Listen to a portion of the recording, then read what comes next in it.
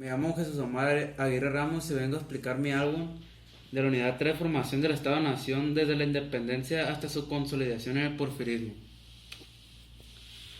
Carlos IV ocupó el trono en España en 1788 con varias dificultades.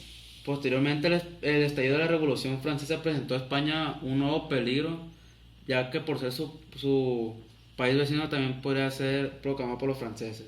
Austria y Prusia declararon la guerra ante la Francia revolucionaria y ante esto en 1807 Nueva España acordó la invasión y reparto de Portugal. Ante esta los franceses tuvieron acceso a la península ibérica de Portugal y Francia logró penetrar a España y ocupando varias ciudades del norte.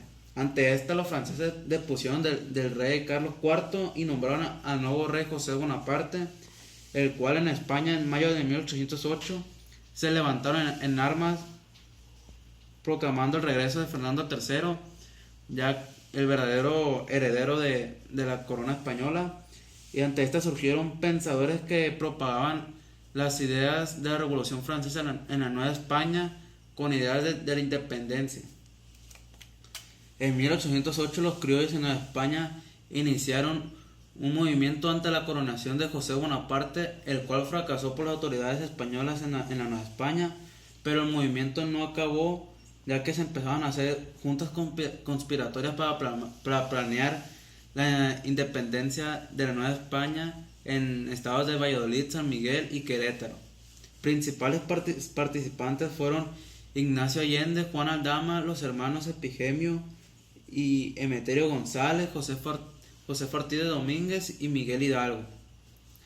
La conspiración dicha fue denunciada el 15 de septiembre de 1810, lo cual llegó a que el 16 de septiembre de 1810 se adelantara e iniciara la independencia. José María González de Hermosillo dirigió la lucha emancipadora de Sinaloa y Sonora el 27 de noviembre del mismo año. El 17 de enero de 1811 se vivió la batalla del Puente de Calderón con varias muertes. El 21 de marzo de 1811 fueron traicionados y entregados en Coahuila por Ignacio Elizondo varios participantes de la movimiento independentista. 30 de julio de 1811 Miguel Hidalgo fue fusilado tras la captura por la traición de Ignacio, y José María Pavón e Ignacio López Rayón continuaron el movimiento insurgente. José María Pavón logró obtener ayuda de una sociedad secreta llamada Guadalupe, que le proporcionaron ayuda en dinero, imprenta, información y consejos, y también logró reunir un ejército no tan numeroso pero mejor entrenado, con colaboradores como Mariano Matamoros, Emigildo Galeana, Guadalupe Victoria, Nicolás Bravo y Vicente Guerrero. Mientras Ignacio López Rayón fundó desde 1811 la Suprema Junta Gubernativa de América, hizo una imprenta a hacer propaganda a las ideas de libertad y mandó a una gente a obtener ayuda de Estados Unidos. Morelos convocó un congreso del pueblo, eligiera a los diputados, y se fundó el Congreso de Anáhuac el 14 de septiembre de 1813. El general Félix María Calleja empezó a dar golpes duros al movimiento insurgente. Con la toma de Acapulco se empezaron a duplicar las derrotas.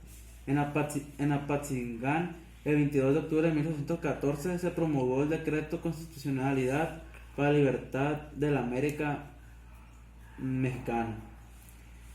Morelos cayó prisionero el 5 de noviembre de 1815 y el 22 de diciembre fue fusilado. Miguel Ramos fue a dar a la prisión, mientras Fray Servando Teresa de Mier fue exiliado a Londres.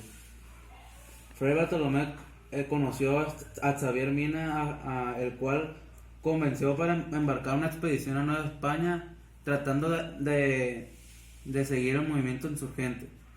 Xavier Mina reunió con Pedro Moreno en Zacatecas con varias victorias, pero el 27 de octubre fueron derrotados. Agustín Iturbide fue invitado a una nueva conspiración organizada por el alto clero y burócratas peninsulares.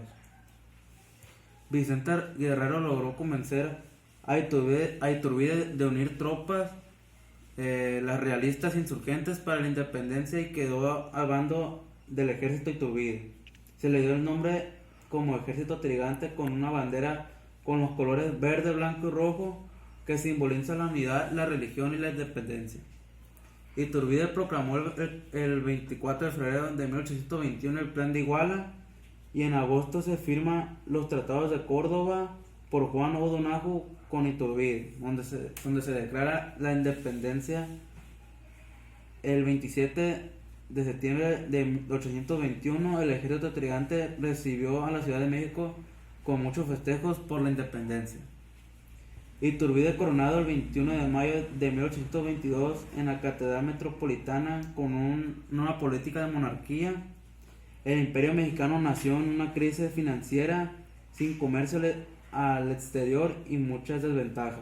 Antonio López de Santa Anna se pronunció por la República el 2 de diciembre de 1822, y el 1 de febrero, con el plan de Casamata, Santa Anna exigió la elección de un nuevo Congreso y la adhesión de insurgentes como Vicente Guerrero, Guadalupe Victoria y Nicolás Bravo. El Congreso reunió sus actividades a un gobierno provisional ejecutivo tributario formado por Guadalupe Victoria, Nicolás Bravo y Celestino Negrete. Los diputados se dividieron en federalistas y centralistas. La mayoría de los diputados era federalistas, y se firmó la Constitución de 1824 de los Estados Unidos mexicanos, posteriormente jurada el 4 de octubre del mismo año. Guadalupe Victoria ganó las elecciones presidenciales, mientras Nicolás Bravo quedó vicepresidente. El préstamo de Gran Bretaña era prioridad para México, ya que iba a anexar más la independencia de México. El Tratado de Amistad y Comercio entre México y Gran Bretaña se firmó en 1826. En 1828 se dieron los resultados de elecciones, donde Manuel Gómez salió presidente y Vicente Guerrero como vicepresidente. Santana y Lorenzo de Zavala desconocieron el resultado de las elecciones y se levantaron armas, y obligó a Manuel Gómez a renunciar ante la presidencia. Ante la retirada de Manuel Gómez, Vicente Guerrero quedó como presidente, y un nuevo pronunciamiento desconoció el gobierno de Guerrero, y el vicepresidente Bustamante instó al poder ejecutivo con su ministro Lucas Alamán. Vicente Guerrero fue arrestado por un tribunal de guerra y fusilado el 14 de febrero de 1831. Santana proclamó el Plan de Veracruz en enero de 1832, derrotando al presidente Bustamante. Santana emprendió dos campañas militares, una a Zacatecas y otra a Coahuila y Texas, ya que se negaban al decreto legislativo. Los diputados del gobierno se dio a la reducción de las 7 leyes de la nueva Constitución, donde se creó el sistema de liberalismo centralista. Anastasio Bustamante regresó a la presidencia en 1837, después de la derrota y desprestigio de Santa Anna. Santa Anna regresó a ocupar presidencia provisional por 6 meses, pero luego se convocó a Bustamante como nuevo presidente. Santa Anna se levantó en armas ante Bustamante en julio de 1840, en el cual Bustamante se rindió, terminando la primera república centralista y de las 7 leyes. Santa Anna elaboró la segunda constitución centralista, las bases orgánicas. Mariano Paredes se pronunció ante Santa Anna y logró derrocarlo el 6 de diciembre de 1844.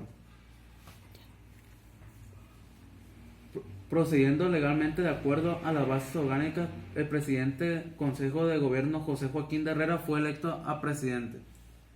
Herrera empezó a negociar para evitar la anexión de Texas y Estados Unidos, pero fue a tardar de Texas logró la anexión. Pero el presidente Herrera fue acusado por tratar de vender Texas y California como pretexto a un nuevo pronunciamiento, y el general Paredes pronunció en su contra. Se firmó el 2 de febrero de 1948 el tratado que se conoció como Guadalupe Hidalgo, que Estados Unidos pagó $15 millones a México por los daños de guerra y con la cesión de Texas, Nuevo México y California. Se dividieron en dos bandos los diputados, uno conservador que buscaba un gobierno fuerte y soberano, y el otro liberal que buscaba más que nada un nuevo México con nuevas intenciones y más crecimiento. El 1 de marzo se proclamó el plan de Ayutla, firmado por los liberales Juan Álvarez e Ignacio Comonfort. Los partidarios del plan de Ayutla eligieron como presidente a Juan Álvarez el 4 de octubre de 1855. Juan Álvarez dejó la presidencia e Ignacio Comonfort, quien gobernó el país de 11 de diciembre de 1855 al 30 de noviembre de 1857.